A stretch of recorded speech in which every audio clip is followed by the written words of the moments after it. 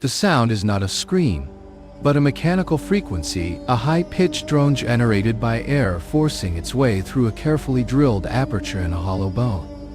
It is the sound of a whistling arrow, a projectile designed not just for kinetic impact, but for acoustic signaling.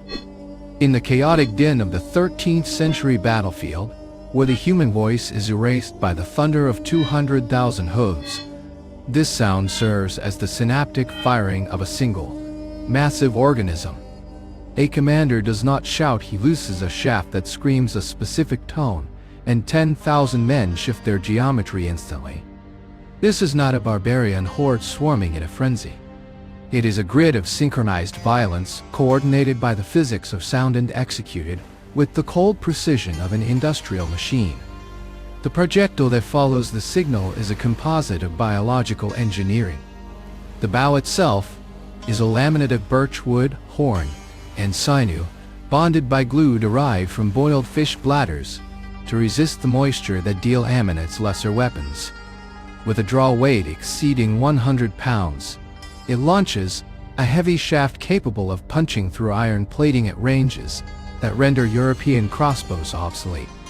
However, the most sophisticated defense against this ballistics technology is not found in the heavy iron of the West, but in the undergarments of the East. Beneath the heavy leather lamellar armor, the Mongol warrior wears a shirt of tightly woven raw silk. This silk is not a luxury, it is a trauma management system. When a barbed arrow strikes the warrior, it may pierce the leather and the muscle, but it rarely cuts the silk. The fabric, possessing a high tensile strength, does not tear but stretches, wrapping itself around the arrowhead as it drives into the flesh. The result is a contained wound. The silk prevents the metal and the grease, rust, and bacteria coating it from making direct contact with the bloodstream. When the field surgeons arrive, they do not need to cut into the muscle to liberate the barbed head, a procedure that often causes more damage than the initial impact. Instead, they gently pull the surrounding silk cloth. The fabric, still wrapping the projectile, acts as a sleeve, extracting the arrow smoothly and keeping the wound channel clean.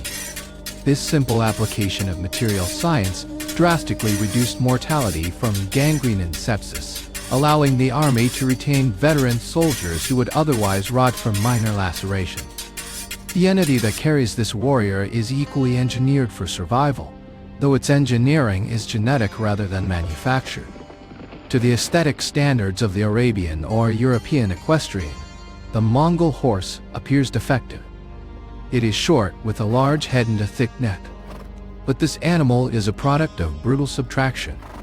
Anatomically, it possesses 17 ribs compared to the 18 found in other breeds, a shorter spinal column that creates a compact, unbreakable fulcrum for weight bearing. It is not built for the sprint, but for the metabolic marathon. Physiological data indicates that while an Arabian horse utilizes oxidative muscle fibers to burn fat for endurance, the Mongol horse operates on a metabolic plateau that defies standard equine physiology. After galloping 20 kilometers, its heart rate stabilizes at approximately 160 beats per minute. More critically, upon ceasing movement, its heart rate plummets, returning to a resting baseline of 60 beats per minute in under 15 minutes. This recovery curve is the engine of the empire's mobility. While European cavalries require hours of rest and grain fodder to recover from a charge, the Mongol two-men can disengage, recover, and re-engage before the enemy has caught its breath. The interaction between the rider and this animal is mediated by a saddle designed for stability rather than comfort. The base is wooden, with a high pommel cantle that lock the rider's pelvis into position. This is not merely for staying mounted, it is a ballistics platform. The stirrups are short, forcing the rider's knees bent and allowing him to stand, isolating his torso from the vertical oscillation of the horse's gait. This biomechanical isolation allows the archer to release his arrow at the precise moment all four of the horse's hooves are off the ground. A split second of suspension where the platform is perfectly stable. When the army moves, the saddle becomes a dwelling.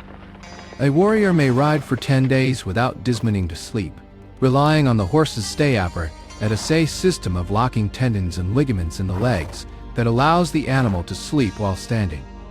The rider slumps forward, tied to the high pommel, and both predator and prey drift across the steppe in a symbiotic fugue state, moving while unconscious. The sensory reality of this column is overwhelming. It is an olfactory wall of wet felt, the ammonia of thousands of urinating animals, and the acrid smoke of burning dung, the only fuel available in the treeless void. The ground does not just shake, it liquefies under the pressure of 200,000 hooves, turning the track into a slurry of mud and pulverized grass. The thermal environment is equally hostile. In the winter, temperatures plummet to -40 degrees Celsius. The warrior survives this vacuum of heat by coating his skin in animal grease and wearing layers of wool and fur, but the true insulation is internal. The caloric logistics of the Mongol army are based on a chemistry of reduction and preservation. There are no supply rains slowing this advance.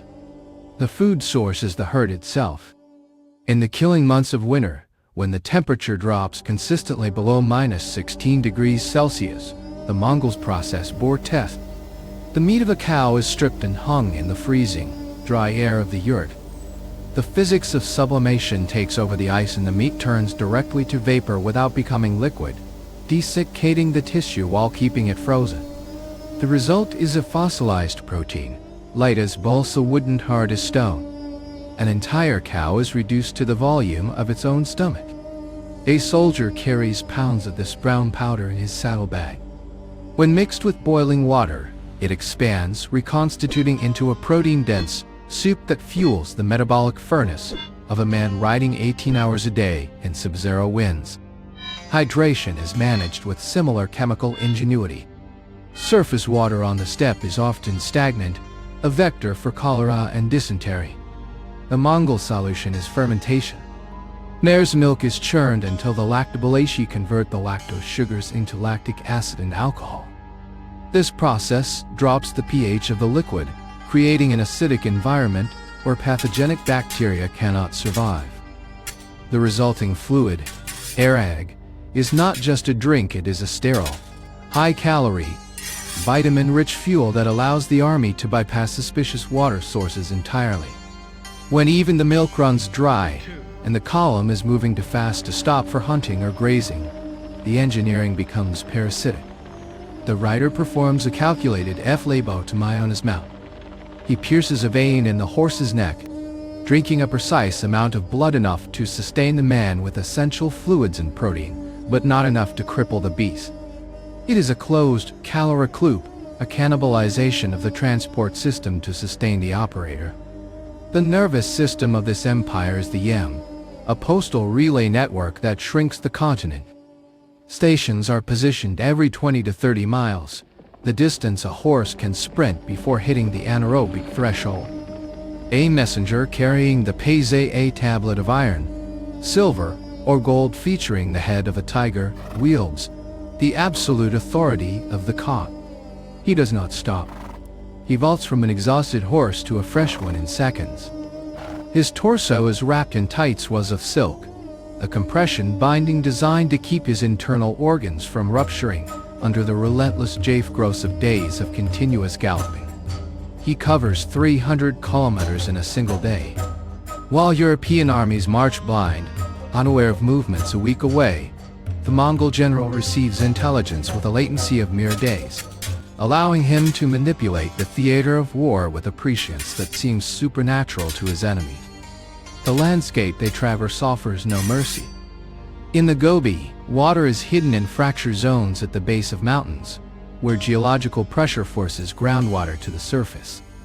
The warriors know to look for specific vegetation, reading the green patches in the gray gravel. When the wells are dry, they turn to the Saxol tree. They press its spongy, water-soaked bark to extract a bitter, life-sustaining fluid. This is not survival as it is an adaptation to the physics of scarcity. Ultimately, the Mongol Empire was not a swarm of savages, but a triumph of logistics and bioengineering. They understood the tensile strength of silk, the fermentation rates of milk, the aerodynamic properties of bone whistles, and the metabolic limits of the equine heart. They turned the harsh physics of the steppe into a weapon, creating a machine of conquest that did not defy nature, but exploited its most brutal laws. When the dust settles on the field of bones, the swamp of decaying bodies left in the wake of their sieges, what remains is the cold evidence of a civilization that conquered the world by becoming as hard, efficient, and unyielding as the iron of their stirrups.